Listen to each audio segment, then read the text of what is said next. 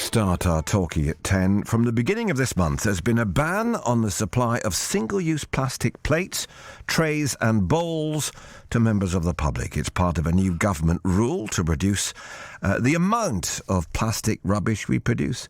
Businesses could face fines and criminal charges if they don't comply with the new rules. And let me just give you a number which I think, well, it shocked me. I'll see what you think.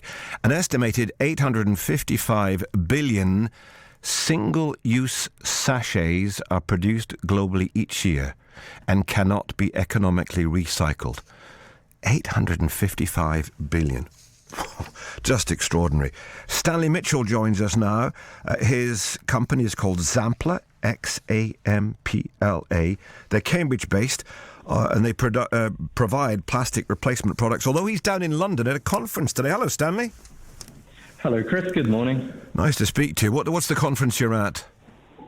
So I'm here today at Responsible Packaging Expo down at the Excel Centre, which is a really fantastic chance to not only talk about Morrow Materials, the products that Xampla produces, but to see some of the other really exciting things that are happening in this space at the minute. How significant is the ban that came into place this month? It's a start, right? So I think it is a really important step, and part of the reason, Chris, that actions like this are so important is that it sends a very clear signal to industry that certain kinds of plastic, particularly these extremely polluting single-use forms of plastic, are just not a sustainable application anymore. And it's exactly that kind of replacement for these plastics that Morrow Materials were developed to provide. That number I gave up, 855 billion single-use sachets. Just explain what that means, what they are exactly, and why they won't go away.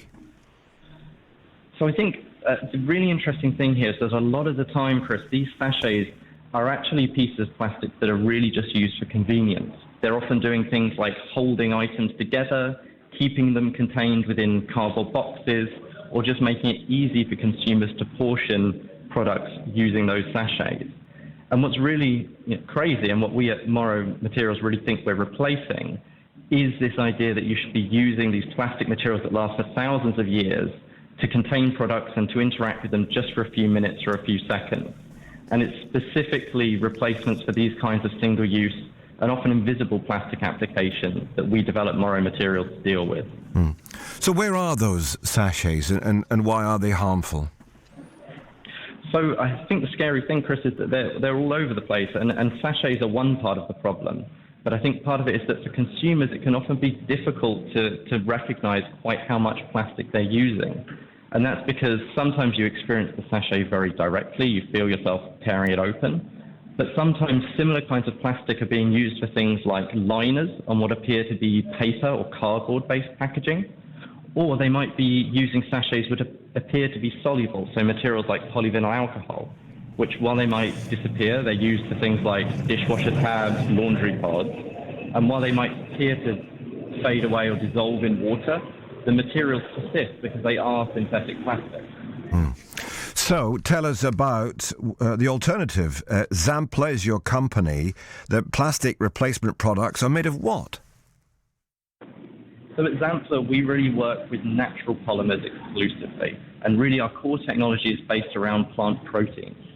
Now, the really exciting thing there that makes plant proteins quite different from other things like polysaccharides or lipid-based systems is that what we have developed is a technology that lets us really alter the mechanical and functional properties of these materials without having to chemically alter them in any way. And from a biochemistry perspective, that's obviously really exciting. That's my background. But at the large scale, at the industrial scale, it's really a lot more like cooking than it is chemistry.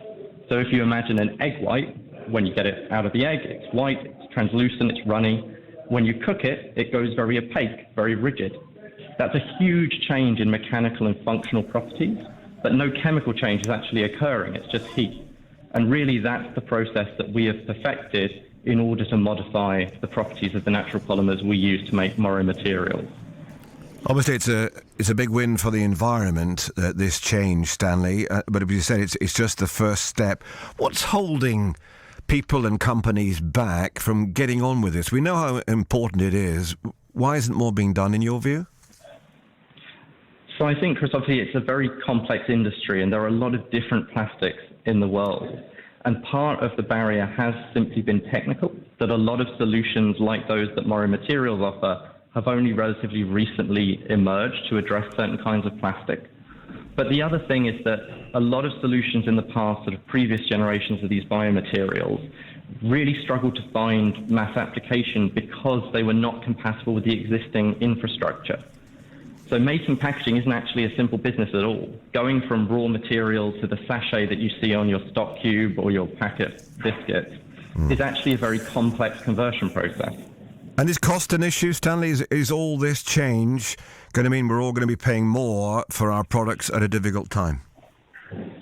So obviously cost is first and foremost on everyone's mind at the moment, and it's obviously a big deal in this industry.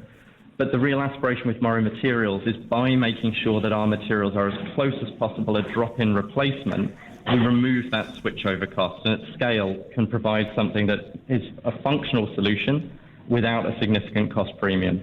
Stanley, thank you. Stanley Mitchell there from the Cambridge-based company Zampler, which provides plastic replacement products. And that number, 855 billion single-use sachets produced globally each year, cannot be economically recycled. So we have to find an alternative, don't we, before everything becomes choked up. We'll meet another local person who's doing